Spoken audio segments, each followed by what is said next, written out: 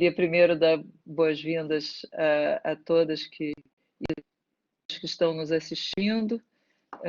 Espero que todos estejam bem, com saúde, que não tenham pego muito engarrafamento para chegar aqui para nos encontrar, né? Agora os engarrafamentos são engarrafamentos digitais, né, Zé Cláudio? A gente, com tudo acontecendo aí nas redes sociais, realmente a gente tem essa dificuldade. Queria te agradecer, Caco, por você estar aqui conosco.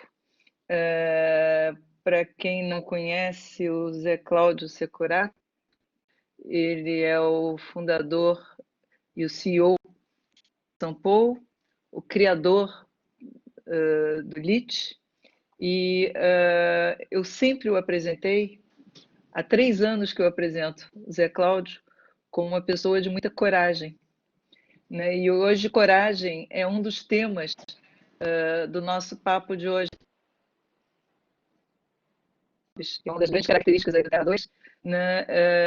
Eu acho absolutamente sensacional a sua capacidade de ter se reinventado e arriscando pesado, né? Inclusive, o seu bebê da Escola de Negócios São Paulo, corajosamente você arriscou. Então, é um privilégio para a gente estar aqui com você, tê-lo com a gente, e eu queria te pedir para você apresentar o Forbes.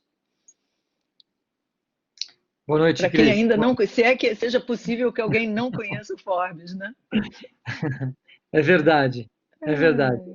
Cris, obrigado pelas gentis palavras, como sempre.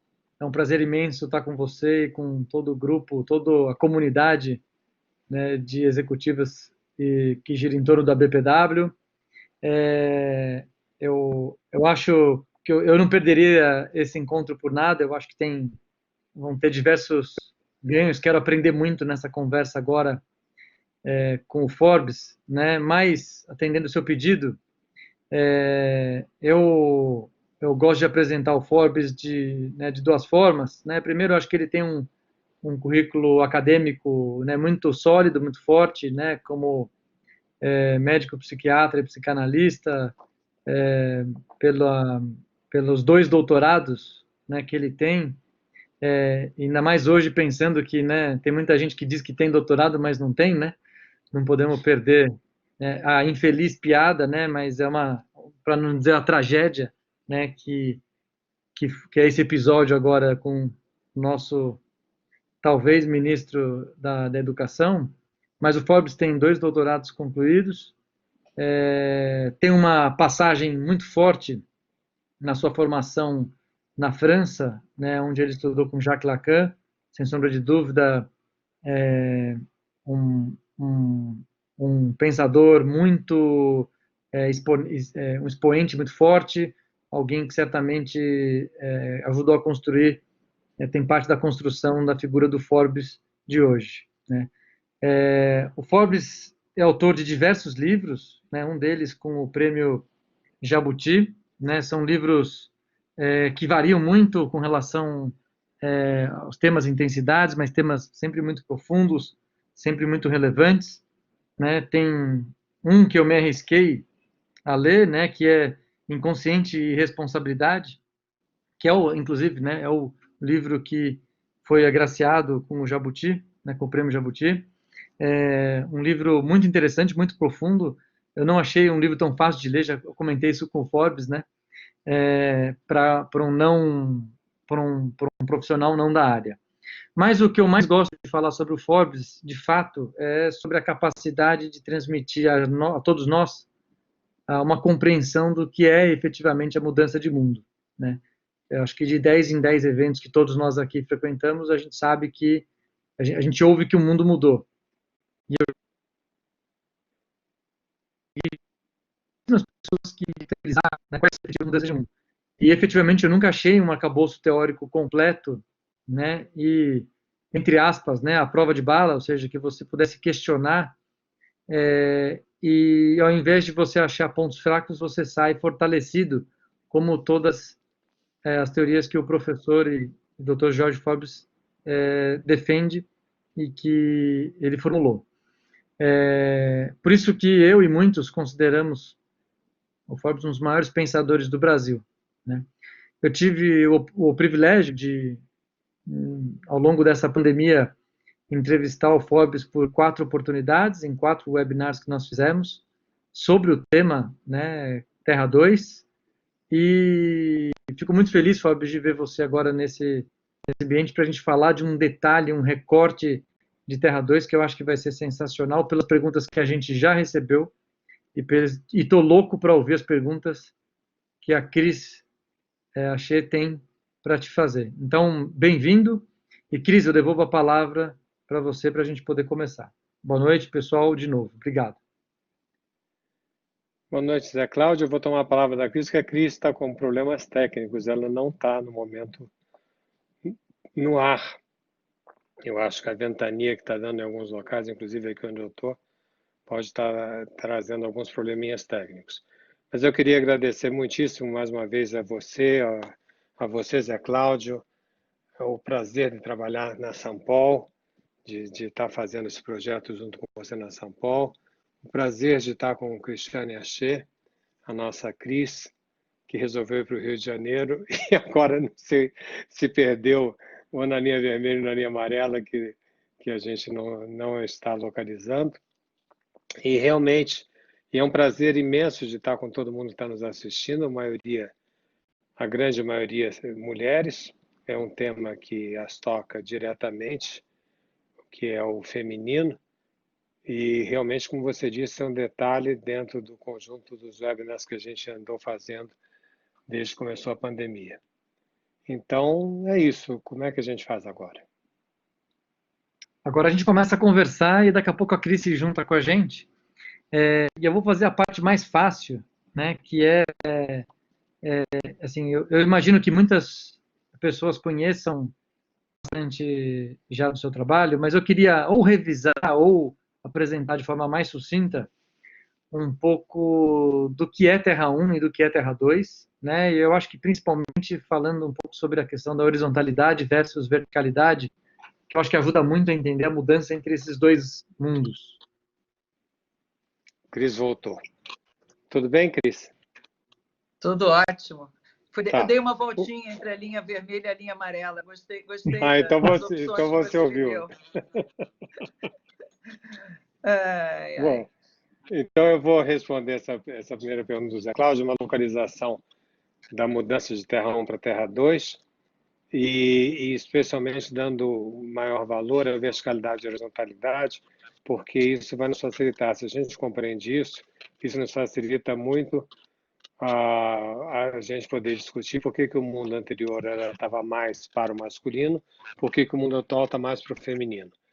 Então, eu vou primeiro localizar essa passagem, entendendo como a passagem mais importante nos últimos 2.800 anos, a passagem de um lado social que tinha uma arquitetura, como eu acabei de falar, vertical, para uma arquitetura horizontal. Antes disso, antes da gente fazer qualquer tipo de discussão nesse sentido, eu acho importante a gente se pôr de acordo que o ser humano tem uma diferença fundamental com todos os outros seres vivos, ou seja, com todos os animais. E a diferença fundamental foi abreviada, foi sintetizada por Jean-Paul Sartre, pelo Sartre, dizendo que no homem a existência precede a essência e no animal a essência precede a existência. Para quem nunca ouviu essas palavras, pode parecer uma coisa muito esquisita, mas ele facilita a compreensão e é isso que eu gostaria de transmitir. Dizer que no animal a essência precede a existência quer dizer o quê? Quer dizer, como está no aviso, no anúncio, na reflexão do curso que nós vamos fazer na São Paulo, que um animal como uma abelha, por exemplo, desde o nascimento sabe direitinho o que ela tem que fazer. Ela sabe nascer, ela sabe viver, ela sabe fabricar mel, ela sabe casar ou não casar, ela sabe a hora de morrer, tudo isso está impregnado, tudo isso está marcado pelo seu imprinting biológico, pelos seus instintos. É um animal instintual. Não existe falha de comunicação com uma abelha. Uma abelha, quando indica uma flor para outra abelha, a precisão é absoluta. Quando um humano, por exemplo, indica uma rua para um outro humano, a imprecisão é absoluta, quer dizer, é o oposto. Isso quer dizer que os animais têm uma essência que precede a existência.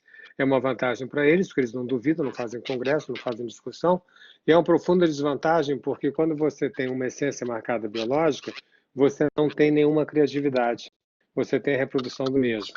Então, uma abelha, nos últimos, sei lá, 50 milhões de anos, eu não sei quanto tempo tem exatamente uma abelha, ela sempre se comportou da mesma forma. As abelhas que fazem colmeia, elas fazem a colmeia exatamente no desenho hexagonal que todos nós conhecemos, e nesses milhões e milhões de anos não surgiu nenhum zangão Niemeyer que quisesse dar uma curvinha assim na casa da abelha para ficar mais sensual, mais atraente, como Niemeyer quis fazer em vários locais, inclusive no Rio de Janeiro, onde a crise está. Então, primeiro ponto que eu gostaria de marcar é isso. Os animais têm uma essência anterior à existência deles. Eles já nascem sabendo. E nós não nascemos sabendo. Nós nascemos absolutamente desprovidos de qualquer projeto biológico. Existe um gap entre o que nós somos e aquele projeto que nós temos, por exemplo, do DNA. Esperava-se muito que o DNA trouxesse informações certeiras sobre nós mesmos. E o que trouxe foram só mais perguntas, porque trouxe um monte de informação que a gente não sabe o que fazer com ela. Então, no homem, a existência. Primeiro a gente existe, depois a gente vai ver o que a gente vai ser na vida. E a cada momento, aliás, nós estamos vendo o que a gente vai fazer na vida, nós somos verdadeiros GPS ambulantes, mudando de rota a cada instante, nada a ver com uma abelha, com uma zebra, com um elefante e outros animais que são animais, insisto, de determinação instintiva e biológica. Isso posto, gente, esse é o primeiro ponto. Agora vamos para o segundo ponto. Uma vez que não existe uma organização biológica, nós temos organizações éticas que dão uma corporificação, que nos fazem um grupo, que nos fazem um laço social, porque nós precisamos uns dos outros, mas a gente precisa estar com alguém em nome de alguma coisa. Qual é o cimento que junta as pessoas? Nós temos basicamente 3 grandes períodos de Homero até hoje, de 8 séculos antes de Cristo até hoje, de cimentos que foram diferentes que juntaram os humanos. O primeiro cimento que juntou foi a natureza. Os gregos se comparavam à natureza. Não vou falar longamente sobre isso, mas quero dizer que, frente à angústia da morte, as pessoas eram acalmadas dizendo: não, mas o ser humano é como uma jabuticaba, como um abacaxi, como uma melancia. Você nasce, você amadurece, você morre, você vira semente para alguém que vai nascer, amadurecer, virar semente, e assim por diante. Esse foi o primeiro período ético no tempo da filosofia, o período natural ou cósmico, porque cósmico não tem nada a ver com a Via Láctea, tem a ver com o natural. Esse primeiro foi substituído pelo período religioso, onde não era mais a natureza com quem nós estávamos em harmonia, mas era com Deus. Então, essa nossa angústia de vida, a angústia de vida que nós temos, ou melhor, a angústia de morte, porque exatamente nós temos todos uma grande interrogação sobre nós mesmos, era transformada num apaziguamento de você estar em harmonia com um Deus. Não importa qual Deus, com um Deus. Esse foi o segundo período ético. O terceiro período ético foi estar em harmonia com a razão. Não era mais um Deus, mas era com a razão, e com a razão humana. E por ser o primeiro elemento transcendental humano, aí nasce o humanismo, por volta do século XVIII, onde nós temos agora o terceiro cimento arregimentador das pessoas. Primeiro, natureza; segundo, os deuses; terceiro, a razão. Esses 3 grandes períodos, desculpa me alongar um pouquinho neles, foi para chamar a atenção de vocês que muda o objeto da transcendência, natureza, Deus, razão, mas se mantém a mesma arquitetura. São todas relações verticais, ou seja, uma base de pirâmide muito extensa, vinculada todos a um cume unificador, né, universal, que quer dizer versão do um cume universal, onde todo mundo tende na sua excelência, acreditando que ali é o cume de onde você vai chegar. Donde uma série de expressões, tipo está no cume, está no máximo, está no ponto mais alto, que a gente utiliza até hoje. O que aconteceu em tempos recentes? Aconteceu em tempos recentes que nós modificamos essa arquitetura vertical para uma arquitetura horizontal. São características da arquitetura vertical, não só a unificação, como eu acabei de falar, mas o progressivo, eu posso estar mais longe, posso estar mais perto, o hierárquico, o formal, o focado, o disciplinado. Por quê? Porque eu tinha padrão, então eu tinha disciplina no mundo que eu quero chamar de Terra 1, o mundo anterior ao de hoje. E hoje o que acontece? Acontece que nós vivemos uma revolução imensa, uma revolução tecnológica, especialmente da inteligência artificial, que está fazendo com que a mudança dos últimos anos seja maior do que a mudança de vários séculos anteriores na nossa experiência de vida. Nós horizontalizamos as nossas relações, onde nós chamarmos, por exemplo, sociedade em rede. Por que em rede? Porque quer dizer que as pessoas não estão mais nessa pirâmide relatada, mas com a multiplicidade de encontros, de relações, de surpresas. Enfim, essa sociedade chamada líquida pelo Bauman, sociedade plana, sociedade em rede, sociedade flexível, sociedade criativa, são vários nomes para recortar o mesmo fenômeno. O fenômeno que vai contra aquelas características que eu dei agora há pouco sobre Terra 1. Isso se chama, às vezes, na academia de pós-modernidade, isso se chama, de uma maneira geral, de globalização. Eu entendi chamar essa mudança de Terra 2, que nós estávamos num planeta com uma maneira de nascer, crescer, amadurecer, estudar, educar, casar, ter filho, morrer, trabalhar, se aposentar, enfim, todos os aspectos da nossa vida humana, nós o fazíamos de uma determinada forma, na verticalidade, e de repente esses mesmos aspectos são completamente distintos do nascimento até a morte, na horizontalidade que a gente está vivendo nesse momento. E é tanta essa mudança que eu quis chamar a atenção que nós estávamos num outro planeta. Foi quando eu levei esse projeto para a TV Cultura, nós fizéssemos um programa chamado Terra 2, que talvez alguns tenham assistido, que trata exatamente dos aspectos que a gente, como hoje a gente está tratando aqui. Essa passagem da verticalidade para a horizontalidade é quem melhor pode, a meu ver, pode nos ajudar a pensar o masculino e o feminino como e o porquê. Mas eu não sei se eu devo continuar ou continuar com Zé Cláudio e Cris. Cris, não estou te ouvindo, Cris. Muito bom essa tangibilização do T1, da Terra 1 e Terra 2, para aquelas que ainda não estavam familiarizadas. Essa pivotagem de Terra 1 para Terra 2, como é que a gente consegue fazer? Ela é natural ou existe alguma receita, algumas características que a gente tem que desenvolver um pouco mais? Ou qual é a receitinha do bolo? Olha, eu tenho vários ingredientes nesse bolo. Eu vou tomar um que você falou agora há pouco, você referiu ao Zé Cláudio, que é a coragem. A Terra 2, embora seja uma terra profundamente atraente, por que ela é atraente? Porque ela é criativa. E um dos maiores prazeres do ser humano é a criatividade. Mas o maior prazer do ser humano, um dos maiores prazeres, que é a criatividade, também é muito atemorizante para ele. Por quê? Porque quando você é criativo, você cai fora. Quando as pessoas acham que a pessoa criativa tem reconhecimento. Não, no primeiro momento ela não tem reconhecimento, porque se ela tiver reconhecimento, ela não é criativa. Então, quando a pessoa é criativa, ela tem um ataque de perda de identidade. Quando um jogador de futebol faz uma jogada absolutamente fantástica, tipo Pelé, né? O Pelé achava estranho ele mesmo ser o Pelé, a tal ponto que ele disse assim, eu não sei quem é que fez esse negócio não, foi um tal de Pelé, porque meu nome é Edson, e você sabe que ele sempre assinava Edson igual Pelé, né? Numa terceira pessoa, porque quando a gente faz uma coisa excepcional, a gente perde a identidade. E as palavras que designam, aliás, a coisa excepcional, como sucesso, êxito, destaque, são todas palavras que dizem que a gente cai fora. Destaque vem de perder a estaca. Sucesso vem de suceder. E êxito eu não preciso dizer de onde é que vem.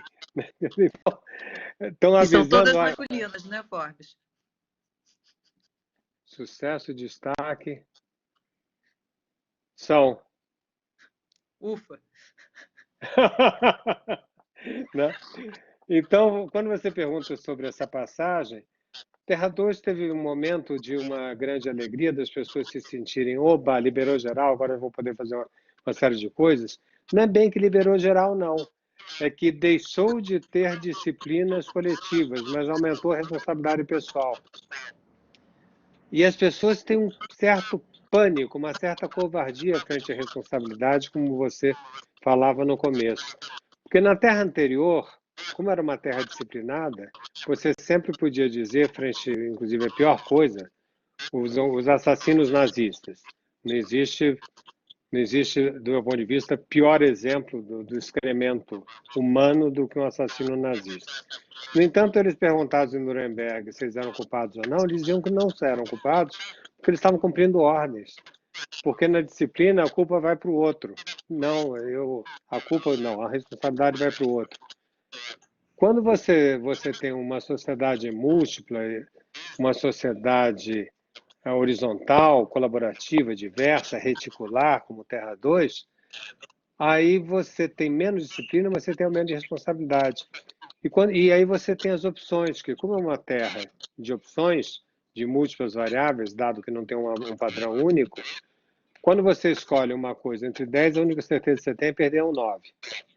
Então, me assusta, Cris, me preocupa, porque as pessoas, frente a esse medo de uma escolha sem garantia, que é típica de Terra 2, é uma escolha sem garantia, não tem uma garantia do padrão, então, que é típica desse momento, elas resolvem criar pessoas que possam novamente dizer para elas o que elas têm que fazer.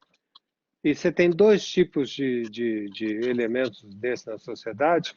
Um elemento são livros de autoajuda, e outro elemento são as igrejas que surgem a cada esquina no Brasil e em outros países, com autodenominados bispos que tentam responder para você o que você precisa para a sua alma, ou livros de autoajuda do que você precisa para ter grande sucesso nos seus negócios. As duas soluções eu acho um desastre absoluto. Mas são soluções de Terra 2? Não, são defesas contra a Terra 2. Ah, bom, que susto. Agora me apavorei. Né? Você tocou num ponto... Não, o que eu queria dizer é que as pessoas com medo buscam um cardápio pronto.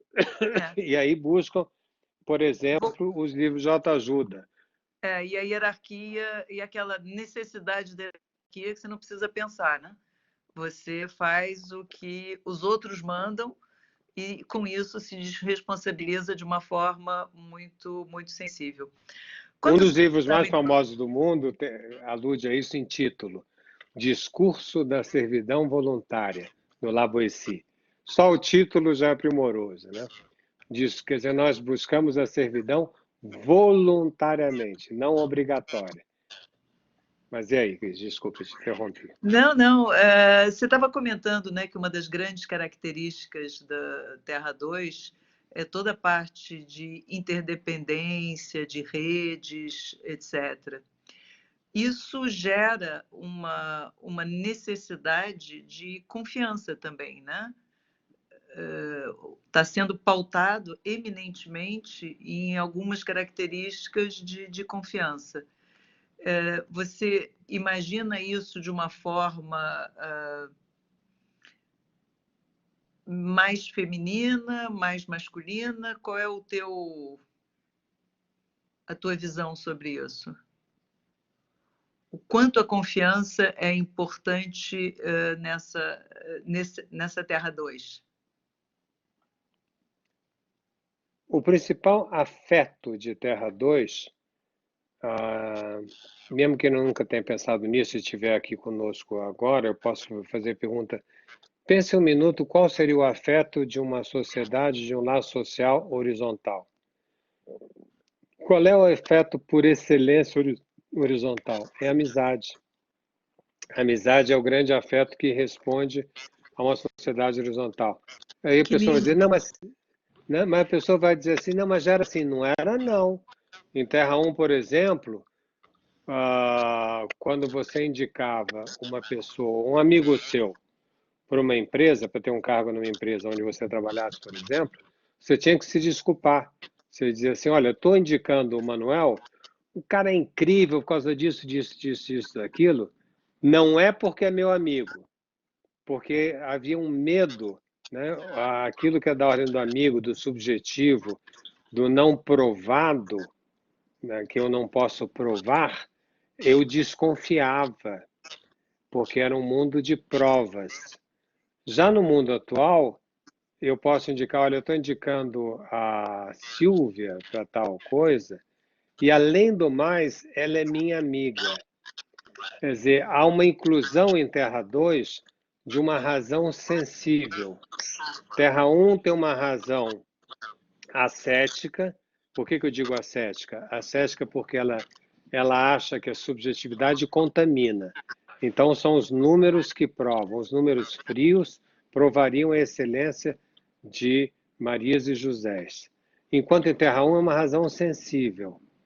Então, agora eu consigo te responder, Cris, que as mulheres, elas têm uma maior facilidade de suportar a razão sensível que os homens. Os homens precisam se garantir em provas. E nisso me lembra o Nietzsche, uma passagem que eu adoro em Nietzsche, que ele diz assim, aquilo que eu preciso provar não tem importância nenhuma. Eu acho uma maravilha. Que eu preciso provar não tem importância nenhuma, né? Mas, enfim, o que eu quero dizer é, sim, existe uma maior tranquilidade para o feminino na razão sensível e uma maior tranquilidade para o masculino na razão ascética. Uhum.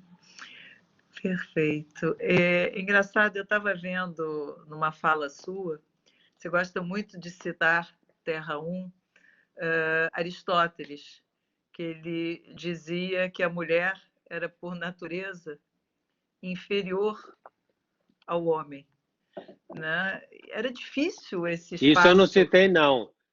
O Aristóteles citou isso. Tá bom, ok. Mas você gosta de citá-lo, ou seja, você gosta de provocar. E aí, como eu também tenho um prazer muito grande de provocação, né? Isso, para mim, assim, é o grande simbolismo de Terra 1.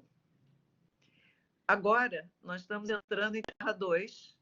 Agora, há 2 anos atrás, para outros daqui a 2 anos, né? E depois a gente pode falar o quanto a pandemia está catalisando também essa migração, mas ficando ainda na primeira pergunta, a tendência é dizer que Terra 1 é feminino. Eu tenho... Terra 1 é feminino? Terra 2 é feminino, perdão. Que Terra 2 é feminino, e eu tenho...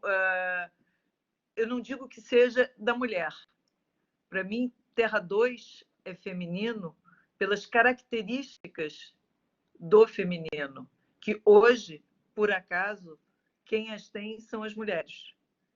Quer dizer, existe uma possibilidade, como é que você vê isso nessa, primeiro, desse statement, e depois de como é possível as não mulheres tendo características femininas? Que eu brinquei brinquei não, falei muito seriamente que o Zé Cláudio tem coragem, que é uma característica do feminino. Como é que você vê essa migração? Você me dá um tempinho para responder, porque são 2 questões, uma do Aristóteles, uma provocação, que eu não vou deixar passar, e a outra agora do feminino, que eu já quero adiantar, que eu concordo com você, é um feminino que não é exclusivo das mulheres, e é uma nomeação de masculino e feminino que a gente ainda está importando de Terra 1. Não necessariamente isso vai se manter. Nós estamos num momento de passagem, utilizando ainda termos de um mundo anterior para a leitura do mundo de hoje. Bom, primeiro sobre Aristóteles, 2 coisas sobre Aristóteles. Realmente, uma das coisas que eu tive que trabalhar muito nos meus estudos de psicanálise, paradoxalmente, as pessoas talvez não saibam disso, é lógica. Eu trabalhei muito tempo, com mais de 10 anos, a meu ver, com o maior lógico brasileiro, Newton da Costa, professor emérito da USP, criador da lógica paraconsistente. Mas, enfim, a lógica é fundamental para um psicanalista. Eu, em dois tipos de trabalho, eu trabalhei a questão do Aristóteles. Um tipo de trabalho que tem a ver com a citação que você fez, aonde Aristóteles falava da mulher da maneira que você o fez, degradando, mudando de grau. E eu me perguntava por que grandes homens, não era só Aristóteles, não, desde Deus, né? Quer dizer, desde o começo até hoje, grandes homens não conseguiam suportar o feminino e mudavam de grau, a necessidade de degradar. Isso é uma questão. Segunda questão, é de Aristóteles a tripartição lógica, de que todo sistema verdadeiro, para ser verdadeiro, você tem que ter o princípio da identidade, da não contradição, do terceiro excluído. E isso imperou durante 20 séculos. E os homens se fizeram bastiões dessa configuração, dessa definição do que é verdade. Agora, vamos saindo um pouco da discussão aristotélica filosófica para a questão mais imediata e mais sensível, vamos dizer. Eu vou contar uma historiazinha que eu acho que, embora ela seja muito banal, ela pode facilitar as nossas discussões. A historiazinha é o seguinte: são as diferenças, insisto, é muito banal, é uma caricatura que eu vou fazer. Mas eu queria dizer, por exemplo, no que a gente está hoje utilizando com masculino e feminino, o masculino tem características tais como o prazer da igualdade. Os homens adoram ser iguais entre si. Você convida um homem para uma festa e diz que tem que usar smoke, ele fica felicíssimo. Já você convida uma mulher para uma festa, ela encontra um vestido igual ao dela, ela fica furiosa. A não ser que tenha A não ser que... realmente furiosa. Que tenha combinado. É que eu fiz isso outro dia numa festa de Natal, uma festa de encerramento de ano. Leila Lória, não sei se ela está aqui conosco ou não, e eu combinamos de ir com a mesma roupa. E foi muito engraçado, a reação das pessoas foi muito engraçada, porque todo mundo esperava essa reação que você citou agora, Forbes. A primeira coisa, falam, coitada. Chato, né? Ela está com a mesma roupa que você. É uma bela interpretação que vocês fizeram, porque vocês vão, combinam, fazem, e vocês denunciam o preconceito, mesmo na diversidade, o preconceito da diversidade. É muito interessante. Né? Interpretar tem sempre a ver. É bem legal. Então, seguindo a mesma lógica, se você faz um elogio a um homem, ele acha ótimo. Se você faz um elogio e compara, ele acha mais ótimo ainda. Quer dizer, você diz, você é inteligente como... Você é muito inteligente. Ah, que legal. Você é inteligente como Churchill. Bom, nem tanto, né? Mas ele fica felicíssimo com aquilo. Você faz um elogio para uma mulher, ela acha ótimo também. Você compara uma mulher, você está morto. Quer dizer você é tão maravilhosa como, sei lá, eu sempre citei a Sharon Stone, agora a Sharon Stone não sei ainda se é tão maravilhosa, mas enfim. Você é maravilhosa. Mas eu ouvi, Cris, uma mulher sendo comparada com Sharon Stone e dizer assim, aquela vagabunda que abriu as pernas em frente a uma câmera de cinema. Isso eu achei tão chocante que eu nunca tinha podido pensar algo a respeito da Sharon Stone. Eu só quero fazer uma correção no meu passadinha para a Sharon Stone, porque muito melhor aos 50, a gente conhece vários aí, 50, 60 e entre outras, tá? É uma questão sempre de... É visto por um outro lado. Ainda bem que foi você que falou e não fui eu. Por isso que eu corrigia, faço questão. Bom, mas enfim, o que eu queria chamar a atenção é que o homem tem um prazer, o homem no sentido genérico que a gente está falando, tem o prazer do grupo, tem o prazer da igualdade, tem o prazer da comparação, tem o prazer da disciplina. O homem adora fazer o time de futebol, adora exército, acha o máximo a ordem unida, né? Aquela coisa que é tão explorada em filmes fantásticos sobre exatamente a ordem unida do exército, quando entra aqueles sargentos, seus cretinos, enfim, os impropérios, ordinário marche. Eu acho, imagina um grupo de mulheres, alguém chegar e dizer assim, ordinária marcha. Vamos discutir esse negócio aqui, dizer ordinária marcha, não vai dar certo, não vai ter guerra desse jeito. E os homens não, os homens adoram essa questão grupal, usar um uniforme, serem todos iguais. Essa maneira de ser fazia com que em Terra 1 eles pudessem, de certa forma, nadar legal, porque são verticais, são padronizados, adoram hierarquia, adoram chamar o meu chefe me mandou, você é meu funcionário, você é meu chefiado. São rígidos, são progressivos, enfim, se adequavam a essas características. Já em Terra 2 não é nada disso. Muitos homens estão muito desesperados, porque eles não sabem. Primeira coisa que eles falam é assim, eu não posso pôr essas características na minha empresa que eu vou falir. Eles não se sentem seguros, né? Esse negócio de criatividade é um negócio muito esquisito. A confiança das mulheres que você levantou agora há pouco, há 10 minutos atrás, eles desconhecem. Eles partem do princípio que o mundo é uma enganação e que tem que ficar esperto. A relação que os homens fazem normalmente entre eles é uma relação de winner and loser, né? Do vencedor e do perdedor. Ou melhor, do fodão merda. É muito mais fácil existir isso no mundo masculino que no mundo feminino, nas características até agora.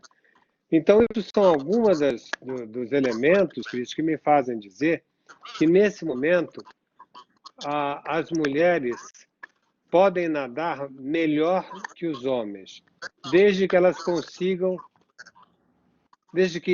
elas não precisem da autorização masculina da sua forma de ser.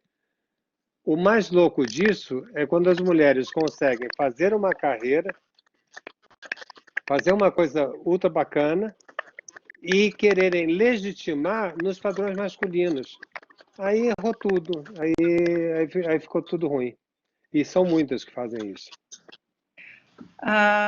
Acho que no meu tempo faziam mais, viu? A nova geração, felizmente. Tá muito melhor. Deu uma melhorada, né? Eu faço parte. Eu nunca queimei sutiã, mas queimei taier, tá? Com muito prazer, inclusive. Né? Mas você se lembra, né? Quer dizer, por exemplo, uniforme de advogada, saca? Aquele taierzinho azul marinho ou preto, sapato de salto alto, fino, e aquela pasta James Bond. É triste ver isso, né? Mas agora, no Terra 2, o masculino é que ficou chato, né? Agora, muito. As mulheres, hoje, elas é que...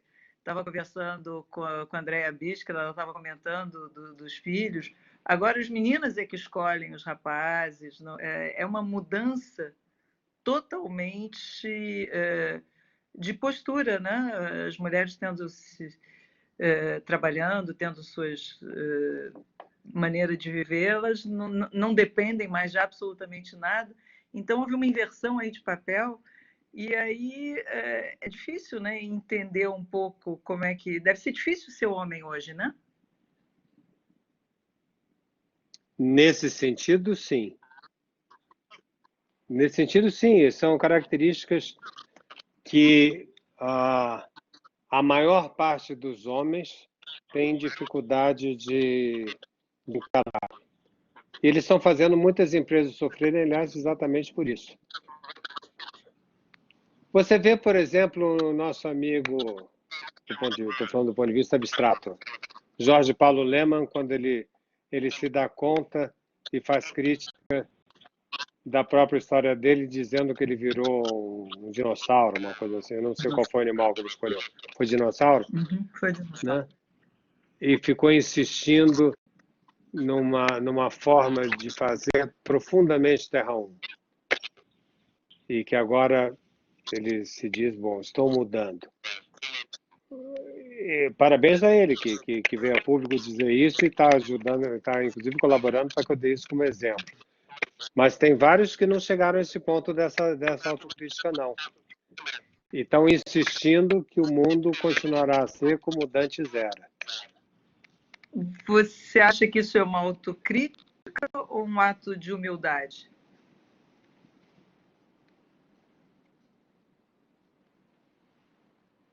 Não sei como é que eu separaria uma coisa da outra.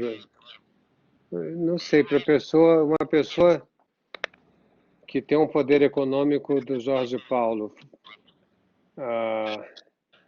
falar isso, ou está fazendo o gênero, que eu acho que não é o caso, mas é uma impressão pessoal, ou está fazendo uma autocrítica, e a pessoa, para fazer uma autocrítica, a autocrítica em si carrega uma dose de humildade. Uhum. Porque, em sendo humildade, é um grande passo para a Terra 2, né? Uma das grandes características de Terra 2 também é a humildade. Você poderia porque falar você não tem pouquinho? certeza, sim, porque eu só gostaria de... Eu posso falar um pouquinho, você está vendo que eu estou com dificuldade de responder, eu explico por quê. A humildade é um valor profundamente católico. E nós somos uma sociedade judaico-cristã no Brasil. E a palavra, quando você fala a palavra humildade, a pessoa vai imediatamente tomá-la, quer dizer, a maioria das pessoas vai tomá-la no sentido religioso que a gente aprendeu nas nossas infâncias, nos catecismos, nos colégios de padre, de freira. Nós temos uma formação grande, o povo brasileiro tem uma formação grande religiosa, hoje mais variada, mais ou menos, por exemplo, na minha infância não era tão variada como é hoje. E vai dizer que nós temos que abaixar a cabeça porque o único Senhor é o Senhor Deus, nós temos que ser humildes, nós temos que... E isso é um caminho direto... A Cris saiu. E isso é um caminho direto para a culpa. Não, eu estou aqui, sim. Ah, tá aí? Tá bom, não estou te vendo. Isso é um caminho direto para a culpa. Se a gente ligar a humildade com a culpa, eu acho muito ruim. Eu acho o termo humildade, eu tomo no sentido de que o que essa pandemia, por exemplo, está nos mostrando é o fato de nós sermos frágeis, de nós sermos incompletos, de nós sermos pessoas que podem ser facilmente surpreendidas. Como mostrou o Bill Gates, quer dizer, a gente se defendia de bomba atômica, sabe se defender de bomba atômica, não sabe se defender de uma porcaria de um pedacinho de RNA parasita, o tal do vírus, que a gente acreditou que não passaria pela muralha da China. Eu acho que um dos aspectos importantes dessa pandemia é que o vírus vai passar, mas eu espero que a harmonia com o intangível não passe. Ou seja, que o homem tem que estar num equilíbrio com o intangível, que nós não temos um saber completo, nem teremos. E não tendo um saber completo e nem podendo vir a ter, nós também não teremos um poder completo. Então, isso nos leva à humildade, mas a humildade, essa não é uma humildade religiosa que eu estou falando. Ela não tem resposta nem em Deus.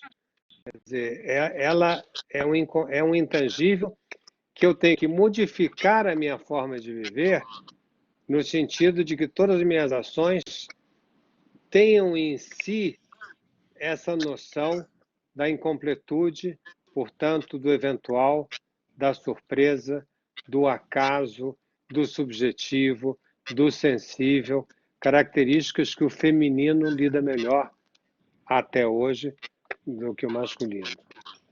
Então, sem dúvida, a humildade nesse sentido, acho que é fundamental em Terra 2. O até hoje, porque você acha que isso tem dias contados ou por aqui? O que tem dias contados? Não entendi, Cris. Essa característica até hoje ser a humildade ainda ser uma característica importante de Terra 2 até hoje. Você insistiu muito nisso. Não, até hoje o que eu falava era o masculino e o feminino. Uhum. Não, eu acho que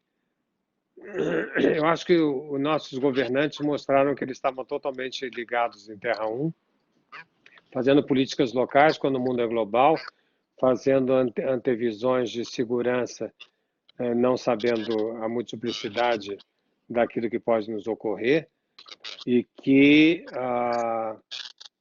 eu espero que a gente não vá na perspectiva de uma sociedade de controle total, como já foi tentado. Que a gente saiba incluir o risco em nossas vidas. E que a única chance do homem ser feliz é na hora que ele inclui o risco. Não é quando ele se complementa, é quando ele se descomplementa. Tudo isso toca o tema da humildade que a gente está abrindo, né? Abraçando vários aspectos onde ela se realiza. Sensacional. Você acha que essa pandemia agilizou, está catalisando a chegada de Terra 2? Ou está nos levando? É claro que eu tenho uma torcida muito grande no que eu vou te responder, né? Eu espero que sim, porque a gente pode ter um efeito rebote também. Eu espero que sim. Por quê? Se você me perguntasse quando é que começa a Terra 2, o meu programa, por exemplo, é de 3 anos atrás. Quer dizer, uma das aplicações do conceito, que foi o programa TV Cultura. Então, nos meus estudos sobre a pós-modernidade, eu já tinha entendido, faz tempo, vamos dizer, dessa mudança imensa. Eu dataria essa mudança que ela foi mais importante a partir de 1990, que em 91 surge a web, e a web horizontaliza relações sociais. Agora, isso fica evidente com a pandemia. Já tinha havido, mas isso fica evidente nesse momento. Eu gosto de comparar o momento que a gente está vivendo com a queda do Muro de Berlim. O Muro de Berlim caiu no dia 9 de novembro de, se não me engano, de 1988. O Eric Hobsbawm, historiador inglês... 89. Eu estava esperando meu filho. É 89? É? Gozado. Eu achei que... Então tá bom, então 89. O Eric Hobsbawm disse que aí começava o século XXI, que a mudança foi tão grande do ponto de vista político-econômico que começava o século XXI. Mas eu acho que a mudança que a gente está vivendo agora, de Terra 1 para Terra 2, é mais importante, mais radical, mais tsunâmica que a mudança da queda do Muro de Berlim. Porque nós saímos de uma perspectiva do que se chama, em lógica, uma vez que a gente começou a falar de lógica hoje, né? De uma ideia da possibilidade da completude. O que é completude? É assegurar pela razão a antecipação da minha ação. O primeiro eu sei, aquilo que nossas mães falavam para a gente.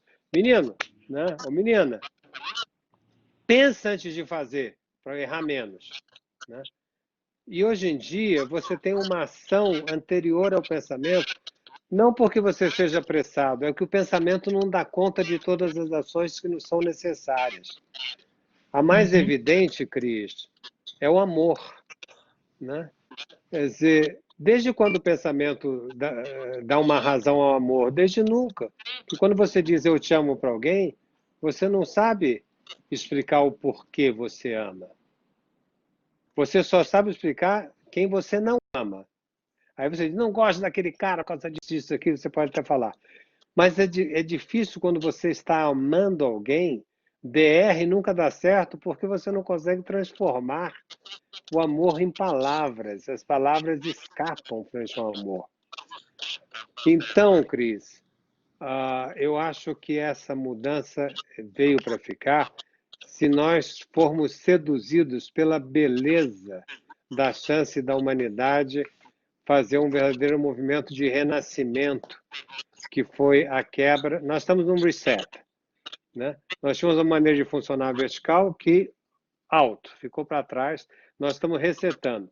Se nós fizermos a burrice de resetar o computador nas nossas vidas e usar o programa do Windows 1, aí realmente quem é burro pede a Deus que o mate, o diabo que o carregue.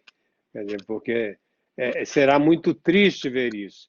Então, acredito que a saída, o final da pandemia, deve nos deixar este gosto do encontro, o gosto da novidade, da surpresa e a beleza da invenção e da criatividade, que é o que nos diferencia, como falei antes, das abelhas, das vacas, das zebras, das girafas. Claro, tem gente que quer que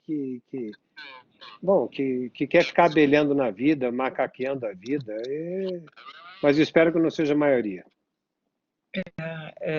Gozado, né? Você agora incitou a minha memória afetiva quando você falou que a burra pede o diabo que carrega, uma frase que eu escutei muito do meu pai, mas muitas vezes. Eu vou realmente... Eu também. Memória. Você estava comentando sobre mudar, né? O Harari está muito em voga, né? E muito badalado aqui no Brasil. Você vai me perguntar aqui. Ai. Posso te perguntar? Não. É só se você acha, se você concorda. Não, vamos lá. Já comecei a responder. Com o que ele está dizendo a respeito de mudar a maneira de viver. Quer dizer, se efetivamente você acha que isso vai acontecer ou não. Só. Não, eu tenho um problema. Eu acho o Harari uma pessoa muitíssimo bem preparada, ótimo escritor, interessantíssimo. Concordo muito com ele no terreno daquilo que ele escolheu para indagar. Nós escolhemos terrenos similares.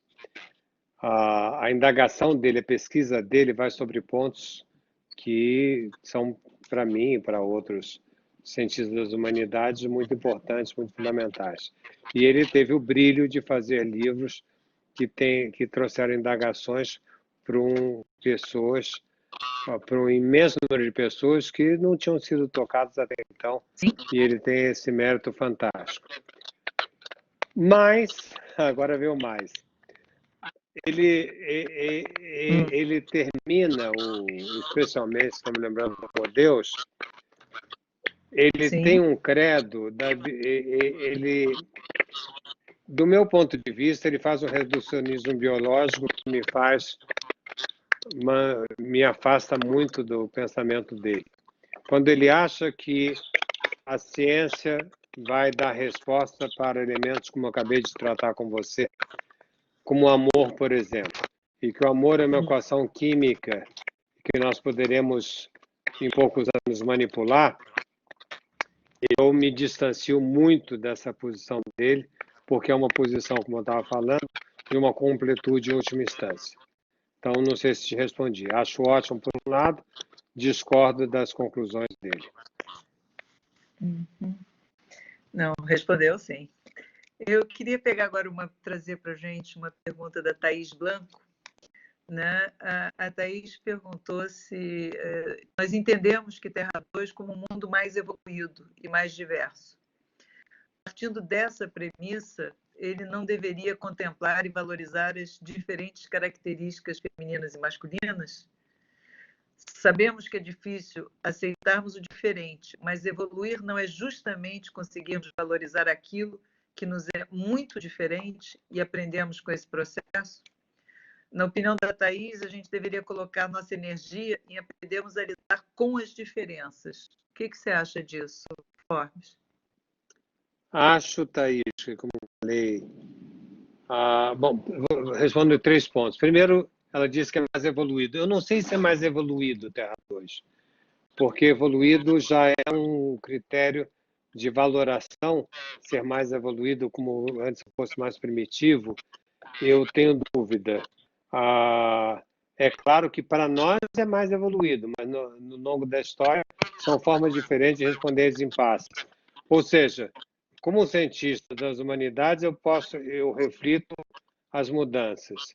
Agora, quando qualificar se elas são melhores ou piores, já é algo que ultrapassa os mecanismos de crítica. Ponto 1. Ponto 2. Se a questão do masculino e feminino, eu falei várias vezes que eu estou fazendo uma caricatura e que essa distinção deve, em pouco tempo, ser ultrapassada pelas novas formas de configurações dos relacionamentos.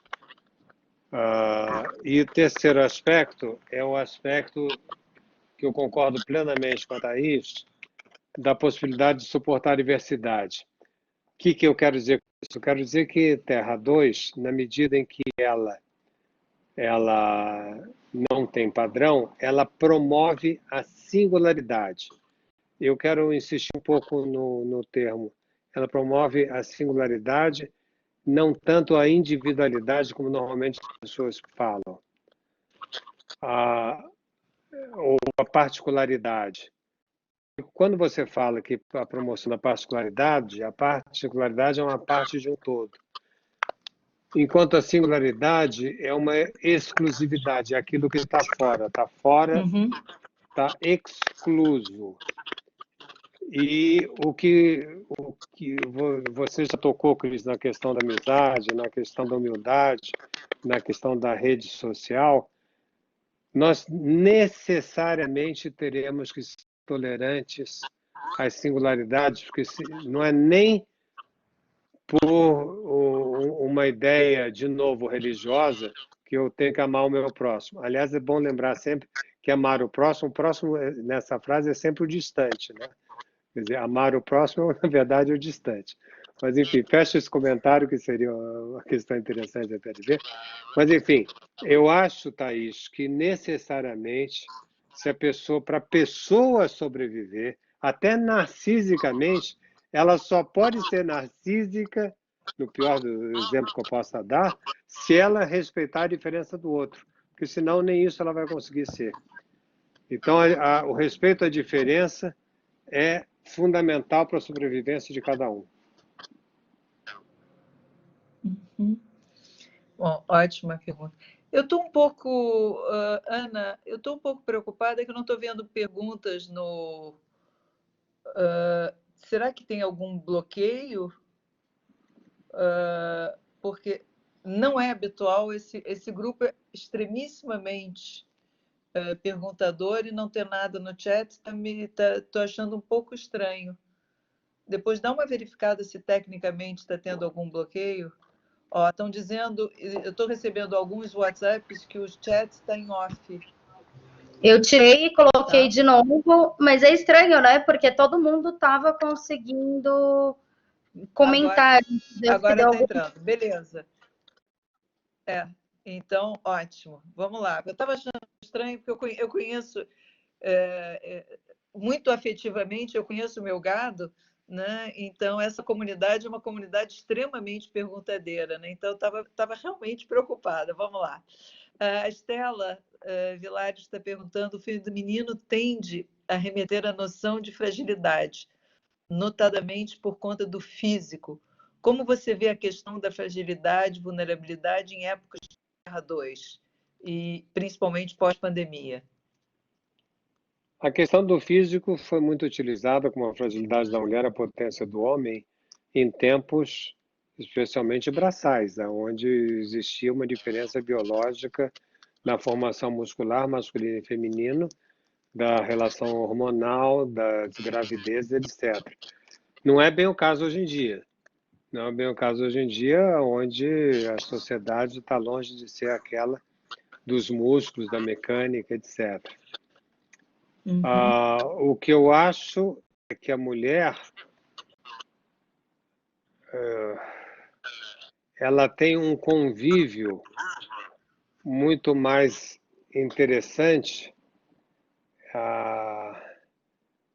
com o instável, com o líquido, com o frágil, mas não frágil no sentido... Eu não gosto muito da expressão de mulher frágil.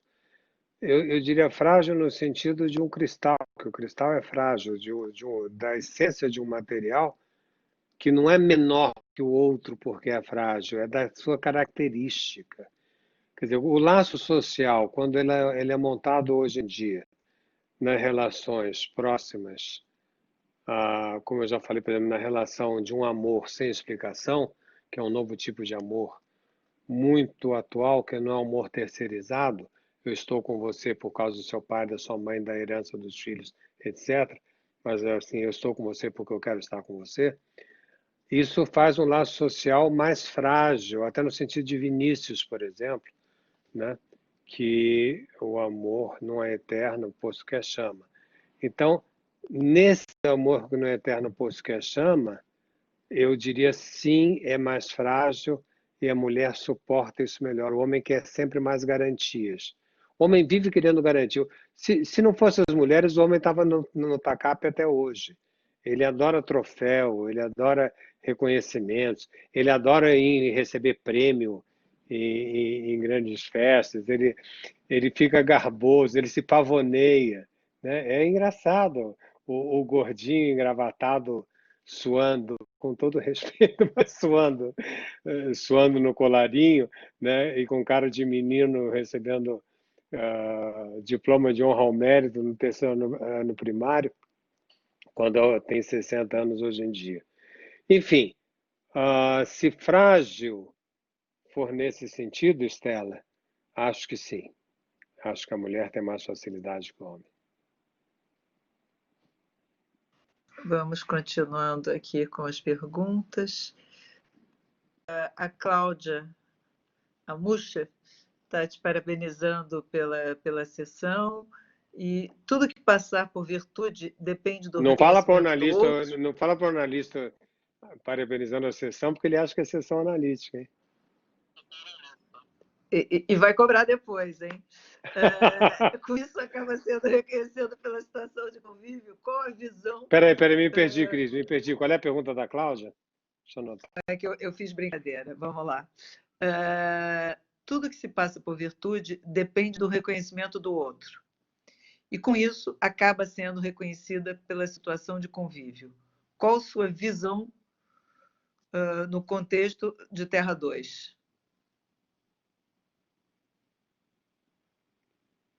Isso é um problema interessantíssimo, Cláudio. Obrigado. Porque a diferença entre virtude e vício pode ser visto a partir do olhar do outro, como você falou, mas também pode ser visto a partir da responsabilidade subjetiva. Nós normalmente equivalemos moral com ética, mas nesse momento eu diferenciaria moral de ética. Colocaria moral na virtude que você falou, que é a virtude que leva ao reconhecimento do outro. Se alguém bater numa velhinha atravessando uma rua, vai indignar todas as pessoas, porque é moralmente inaceitável alguém fazer uma coisa dessas. Então, uma virtude para o olhar do outro. Agora, tem uma outra parte importante das nossas vidas, pelas quais a gente estava falando, que tem não comportamentos cifráveis e compreensíveis do outro, mas com comportamentos, com escolhas, com fazeres de nós conosco. Isso leva a uma responsabilidade, frente à nossa singularidade. Eu escrevi um livro que o Zé Cláudio comentou hoje, que, aliás, teve muito boa aceitação, foi o que ganhou o Prêmio Jabuti, que eu desenvolvi exatamente isso, Cláudia, que era a questão... Me incomodava um pouco as pessoas que diziam só se foi meu inconsciente. Como analista, eu ouvia isso várias vezes por dia. Pessoas diziam assim, não, eu fiz tal coisa, mas não tem nada a ver com isso, só se foi meu inconsciente. Eu falei assim, mas o inconsciente é de quem? É do Beda? É do acaso? Então, eu escrevi um livro chamado Inconsciente e Responsabilidade, para dizer que nós sempre somos responsáveis pelas nossas opções e pelos nossos atos. Eu não estou dizendo penalizáveis, eu estou dizendo responsáveis. Então, Cláudia, eu acho que a virtude moral e existe a virtude ética. Eu não as equivaleria. A moral é passível de visão do grupo e a ética é da pessoa com ela mesma, frente à sua casa e à sua surpresa. Eu acho que é uma grande contribuição da psicanálise no campo da ética essa distinção. Cris? Alô? Muito bom, muito bom. Pegando uma outra pergunta da Manuela Amado, já que estamos em Terra 2, com grandes características do feminino, você poderia citar algumas grandes personalidades femininas que estão se destacando na atualidade de Terra 2? Será que em Terra 2 as mulheres terão menos invisibilidade, como ocorreu em Terra 1? E serão mais reconhecidas pelas competências intelectuais e pelas suas formas de pensar? A gente tem exemplos maravilhosos, né? Da Jacinda, da Merkel. Vamos pegar mulher versus mulher. A Merkel com a Thatcher. Eu diria que a Thatcher é uma boa representante de Terra 1 e que a Merkel é uma excelente representante de Terra 2. Acho... então, eu queria um exemplo, acabei de dar um exemplo. Angela Merkel. A forma que ela se posiciona, aquele maldito palitozinho vermelho que vai para baixo, para cima, com ela o tempo inteiro. A maneira que ela fala, a maneira que ela... as surpresas que ela promoveu, por exemplo, na política dela com os imigrantes, a maneira que ela tratou a questão da pandemia. Eu acho que ficaríamos muito tempo fazendo elogios a essa mulher no sentido da contemporaneidade dela. Quanto ao pensamento, eu acho, talvez do ponto de vista da sociedade em geral, nem sempre o pensamento da mulher é valorizado, na academia é muito valorizado. Quer dizer, inúmeras coisas que eu estava falando aqui, eu estava pensando em várias mulheres, a começar de Hannah Arendt, por exemplo. Eu acho que, sem dúvida nenhuma, a Terra 2 não pode se dar o luxo de achar que vai pensar como uma parte da humanidade só. Claro que não. Então, eu penso ao contrário. Eu penso assim, como é que os homens vão fazer para estar à altura? Não é que as mulheres não têm que estar à altura das mulheres. A mulher também tem que estar à altura de ser mulher. Não basta ter o corpo feminino para ser mulher. Mas é mais fácil, vai, para suportar. Mas eu estou pensando da atualidade da mulher, então eu não estou vendo a crítica do passado disso, estou vendo a partir de hoje, então estou vendo que quem vai ter que se virar mais serão os homens. Muito, muito por aí, né? A Sâmia Paiva, além de agradecer e estar satisfeitíssima dessa sessão inspiradora, de novo a gente volta na sessão, tem uma pergunta interessante. Nessa não tenho pandemia... nada contra. Não, acho que não. Ficou muito claro.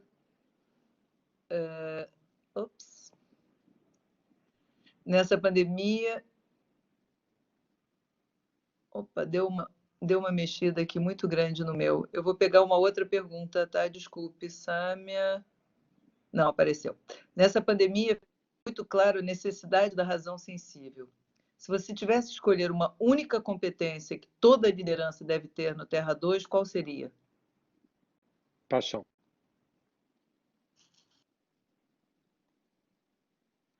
Por quê? Bom, eu respondi de sopetão, né? Eu entrei no jogo, responder uma coisa. Se você tiver que escolher, não vou ficar 2 horas para escolher. Então, eu falei paixão. Eu quero dizer mais paixão no sentido de um amor sem explicação. Serei mais claro, Tânia. Até recentemente, havia uma grande preocupação dos líderes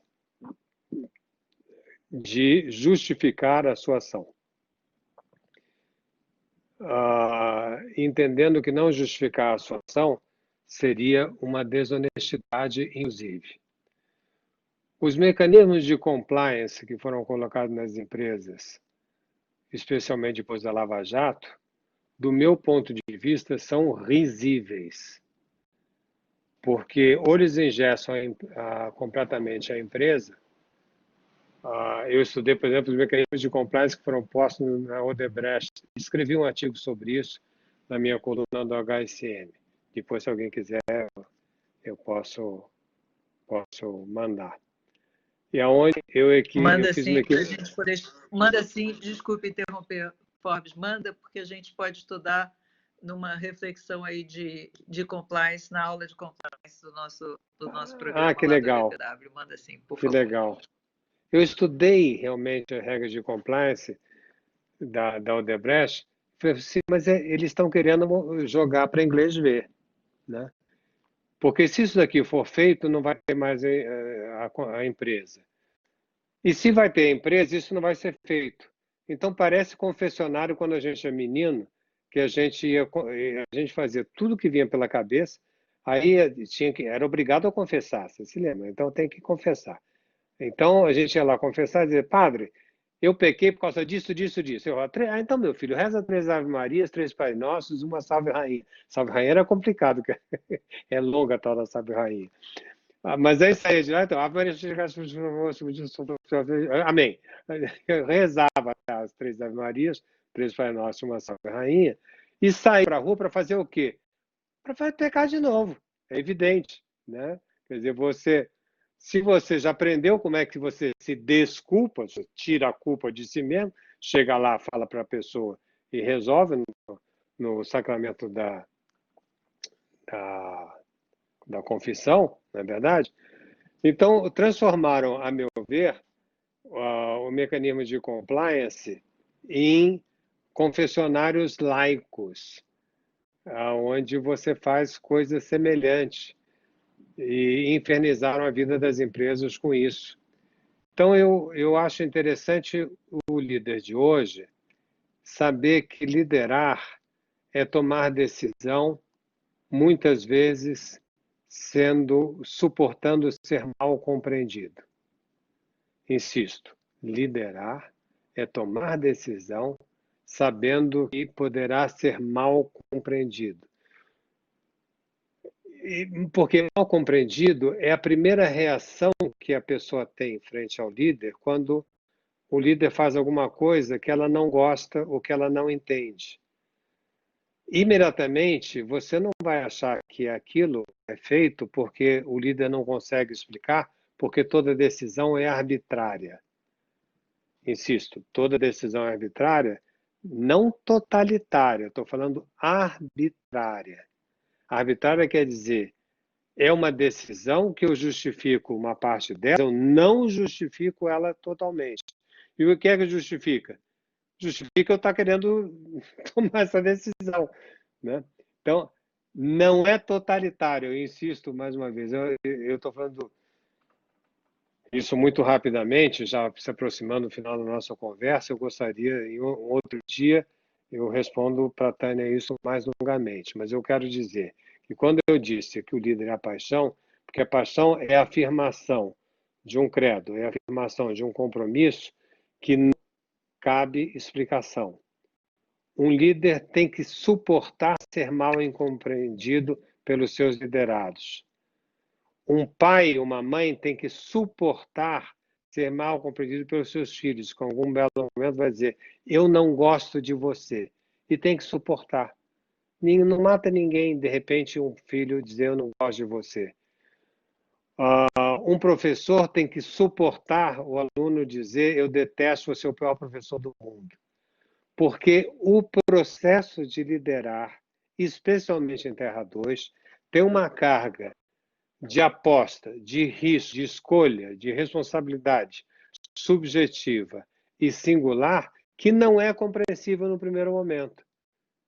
Isso, no primeiro momento, causa estranheza, num segundo momento, causa uma alegria muito grande na pessoa que está ao lado do líder, porque você faz um viral de decisões amorosas no sentido de escolhas sem explicação e, no entanto, intercambiáveis. Eu não sei se eu compliquei um pouco, mas é isso que eu... Você não pode imaginar o quanto a repercussão positiva de Paixão ter sido eleito aí a característica importante. E eu, junto com a Paixão, o entusiasmo, para mim, anda muito junto da Paixão. E pegando esse gancho, tem uma pergunta interessante da Valéria Amoroso Lima. Você disse que você comentou das falhas de Terra 1 e a aplicação de políticas locais em detrimento das globais. As causas identitárias atualmente em vigor me parecem que advogam por uma perda ainda maior do bem comum, da causa global. Como você vê as causas identitárias nesse movimento Terra 2? Eu acho que isso vem... Eu acho que tem um lado positivo, como tudo, tem um lado positivo e um lado negativo.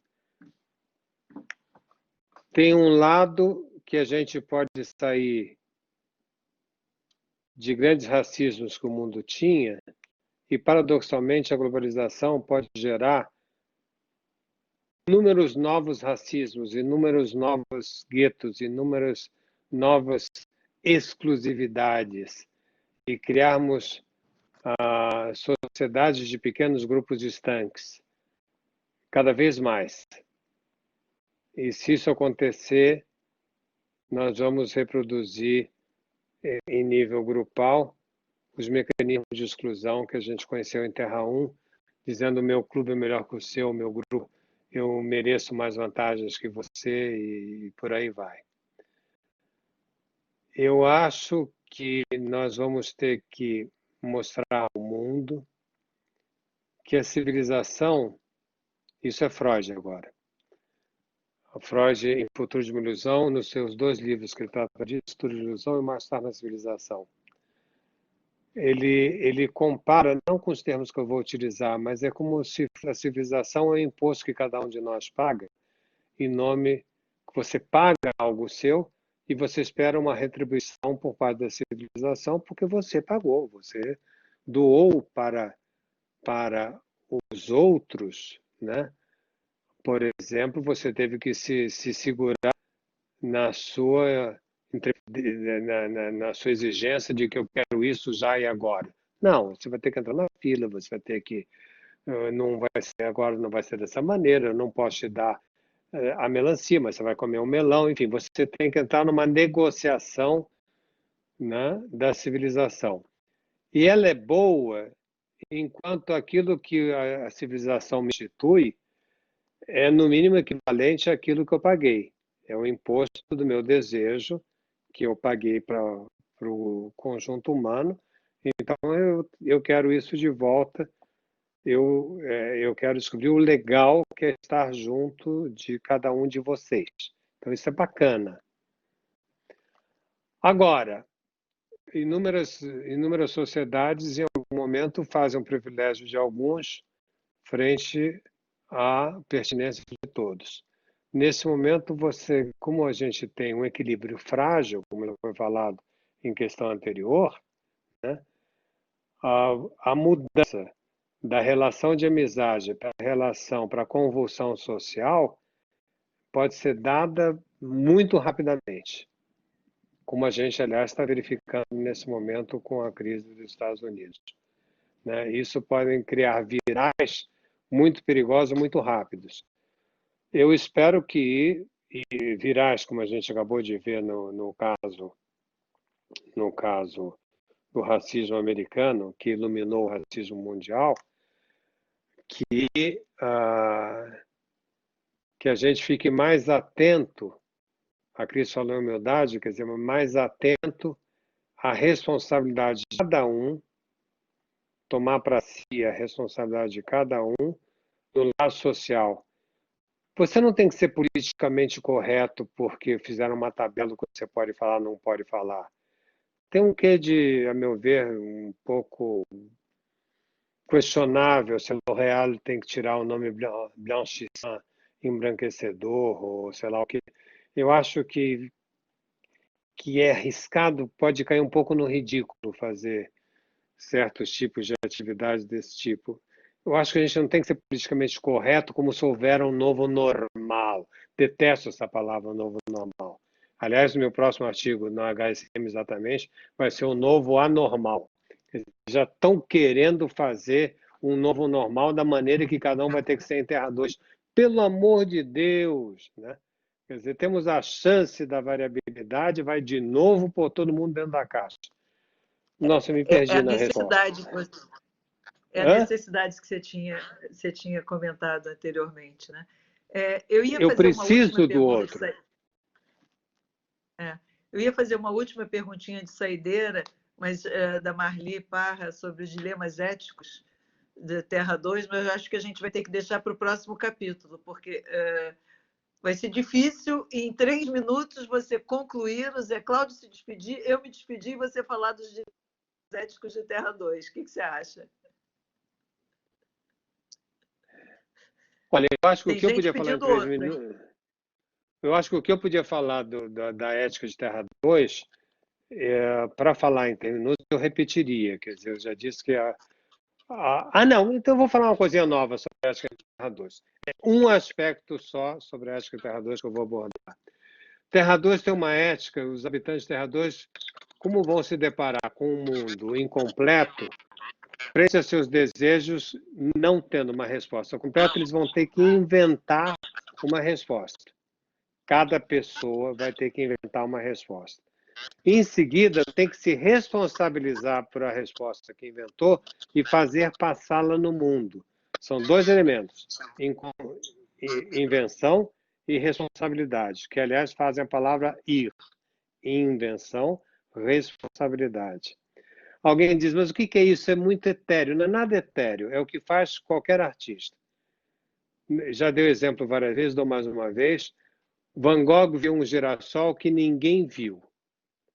Volpe viu bandeirinhas, ontem, afinal, foi festa de São Pedro. Volpe viu bandeirinhas que ninguém viu. Jorge Amado viu uma Bahia que ninguém viu. Chico Buarque viu uma banda que ninguém ouviu.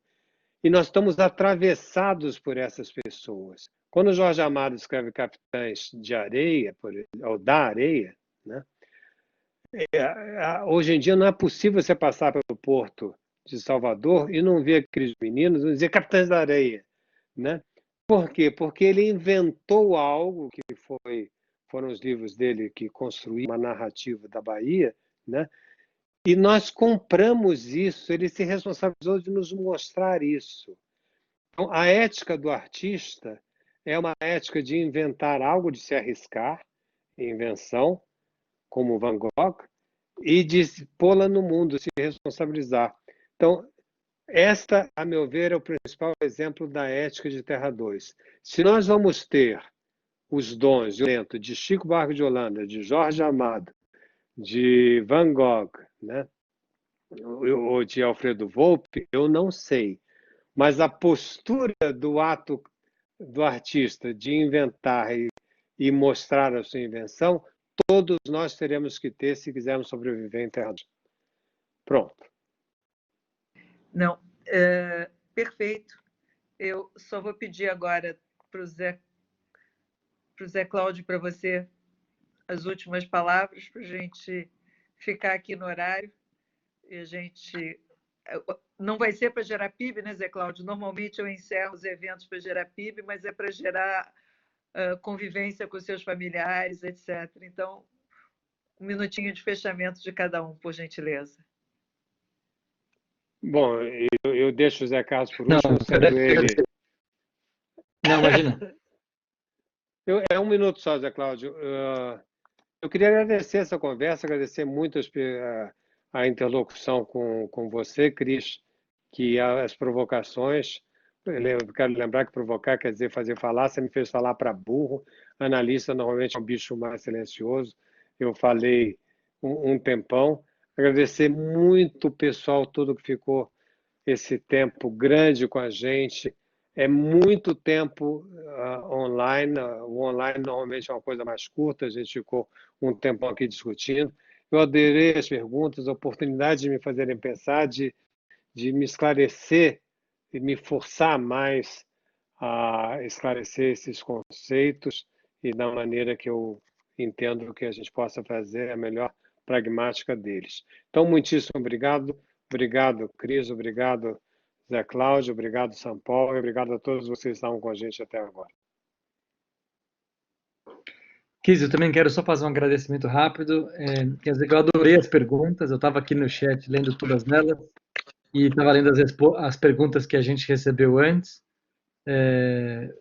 Um excelente olhar e também me fez refletir bastante. Fórum, obrigado mais uma vez pelo aprendizado de hoje. E, Cris, devolvo para você. Obrigado pela realização do evento. Adorei estar com vocês também. Um beijo para todo mundo. Abraços. Bom, galerinha, adorei, foi sensacional. Vocês terem ficado até as 7h30 da noite é duro. E eu queria só trazer uma frasezinha do André Comtes Ponville, que entender que não sabemos estar pronto para repreender e dar com novo.